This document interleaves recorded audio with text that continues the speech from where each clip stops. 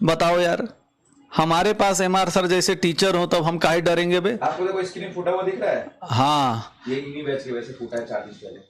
ये लक्ष्य वालों के चक्कर में। अरे ऐसा कब पढ़ दिए भाई तुम लोग। इनको बताया नहीं मैंने, हाँ इनको बताया नहीं, जो पेन फेंका तो उसे स्क्रीन टूट गया पूरा। अच्छा। हाँ मैं सोच रहा हूँ भाई इनको पढ़ाने आओ, इनके स्पेम 1 मिनट एक्स्ट्रा नहीं पढ़ते, ये बनेंगे ड्रॉपर। 1 मिनट एक्स्ट्रा नहीं पढ़ते हैं, फिर जब यकीन में जाओगे ना, 4-4 घंटा एक्स्ट्रा पढ़ना पड़ेगा ना, तब समझ में आएगा। पढ़ लो, अभी समय है, मौका है, दस्तूर है, टाइम है, ईमानदारी से मेहनत कर लो, ठीक है। उस दिन हुआ 7:45 हुआ, 7:46 में मैं मुंडी घुमाया, बोला समझ आया, चल रहा छुट्टी छुट्टी छुट्टी छुट्टी छुट्टी। 4 दिन पहले फूटा है। आप पिछले बार आए थे तो फूटा हुआ था क्या? 4 दिन पहले फूटा है ये।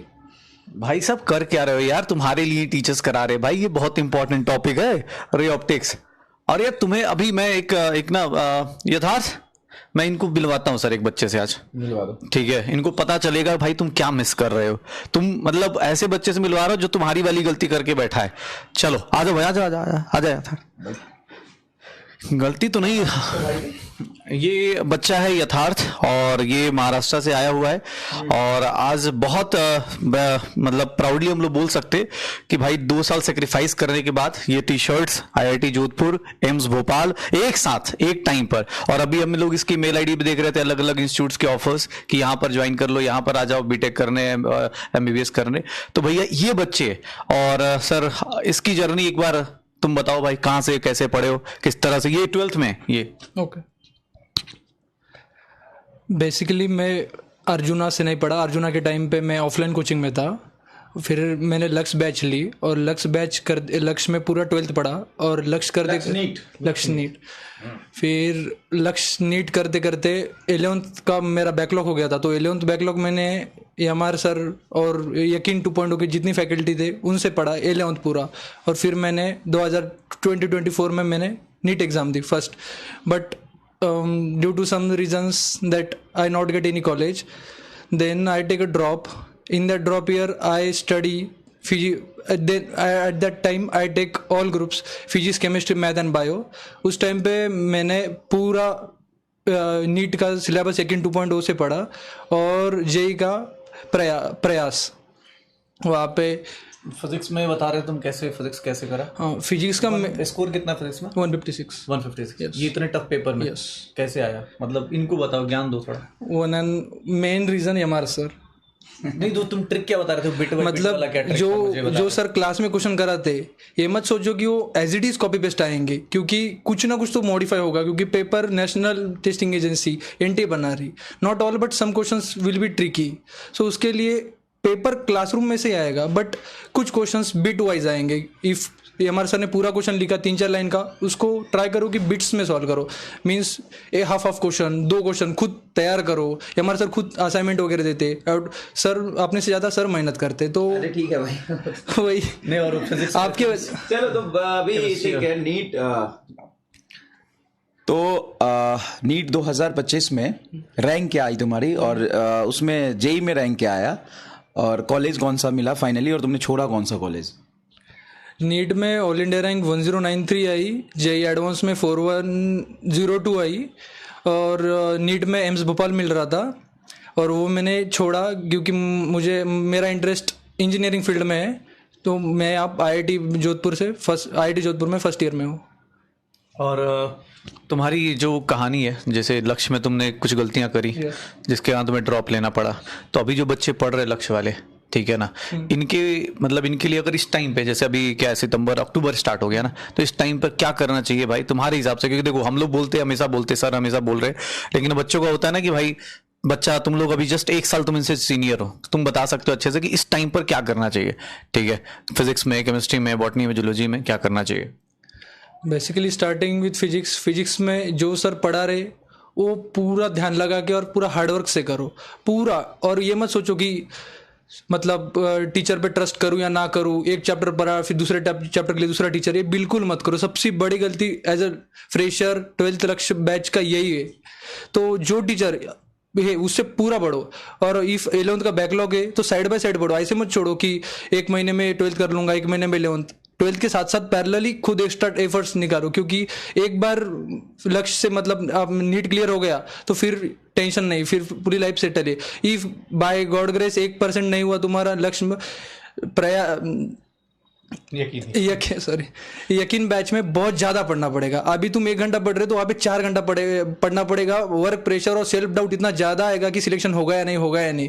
इसलिए जो बोलते हैं ना, वो फर्स्ट मतलब गाड़ी में निकल जाता आर या पार, सीधा पार हो जाओ। और बाकी बॉटनी जूलॉजी किससे पढ़ा तुमने? बॉटनी मैंने विपिन सर से पढ़ा और जूलॉजी समाप्ति मैम से। फिजिकल केमिस्ट्री सुधांशु सर आपसे, ऑर्गेनिक केमिस्ट्री पंकज सर और inorganic chemistry Mohit ji sir. Okay, तो भाई एक सर बच्चे से ये पूछना था, आप बताओ कुछ।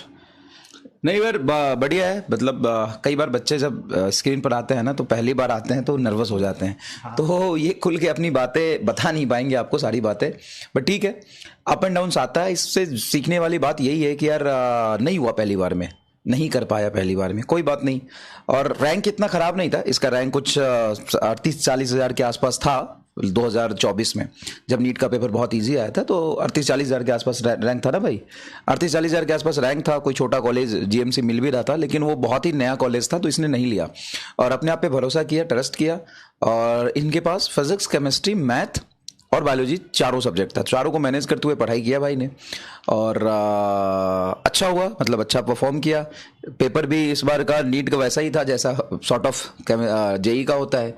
तो जेई में रैंक आए तुम्हारे कुछ 1,000 समथिंग, 4,000 जेई में 4,000 और नीट में लगभग 1,000 समथिंग रैंक है। तो एम्स भोपाल मिल रहा था, एम्स भोपाल इन्होंने छोड़ दिया और IIT जोधपुर में हो। टी शर्ट भी पहन के घूम रहा है IIT जोधपुर का, बहुत बढ़िया। पीछे दिखा, घूम रहा है IIT जोधपुर, बहुत बढ़िया। अगले साल तुम्हें भी आना है। तो और ऐसा नहीं है कि ये एक एग्जाम्पल है कि बच्चा पढ़ के और IIT का एग्जाम निकाल रहा है, जे एडवांस निकाल रहा है। बहुत सारे बच्चे जो एम्स दिल्ली में जाते हैं, उनके एम्स दिल्ली में जो पिछले साल जो 24 में या 23 में या 22 में या इस साल बहुत सारे बच्चे गए हैं, उन सभी बच्चों के फिजिक्स केमिस्ट्री में लगभग 99.99 या 100% होता ही है जेई मेंस में। बहुत सारे बच्चे ऐसे हैं, मैंने तो पिछली बार काउंट भी किए थे। 2024 में लगभग 9 बच्चे गए थे एम्स दिल्ली, 9 से 10 बच्चे एम्स दिल्ली गए थे, और सबके लगभग 99.99 या 100% थे फिजिक्स में। और वही लक्ष्य वाले लक्ष्य में अच्छा परफॉर्म करते हैं, और थोड़े बहुत रह जाते तो यकीन से करते हैं। लेकिन हाँ, मतलब अगर मैं बोलूं तो लास्ट ईयर तथागत का रैंक भले ही बढ़िया आया था, बट अच्छा रैंक हमेशा लक्ष्य से आता है फाइनली।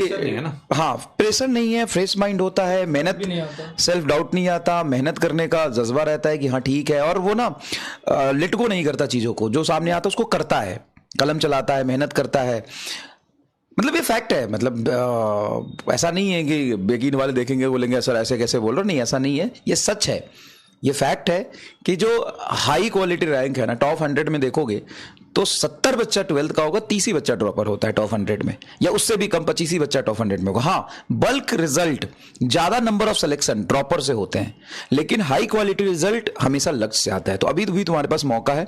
और एक और चीज मैं बताऊं कि अभी का मोमेंट जो होता है ना, अक्टूबर नवंबर, वो तुम्हारे लिए ना एक ऐसा मोमेंट होता है जब लगता है कि यार नहीं हो पा रहा है, 11th भी अभी बाकी है, बोर्ड भी है, बहुत परेशान हो रहे होगे, टूट रहे होगे, रिवीजन नहीं हो रहा है, आगे पढ़ने का मन नहीं कर रहा, बहुत है, बर्डन ज्यादा है, शायद मेरे से नहीं हो पाएगा, सेल्फ डाउट आएगा, बहुत ज्यादा पैनिक हो गए। लेकिन ये वही समय है जहां पर तुम टिके रह गए ना, जहां पे तुम लगे रह गए ना, थोड़ा और रुक के मेहनत कर लिया नहीं कि करना ही है, तो बस निकल जाओगे।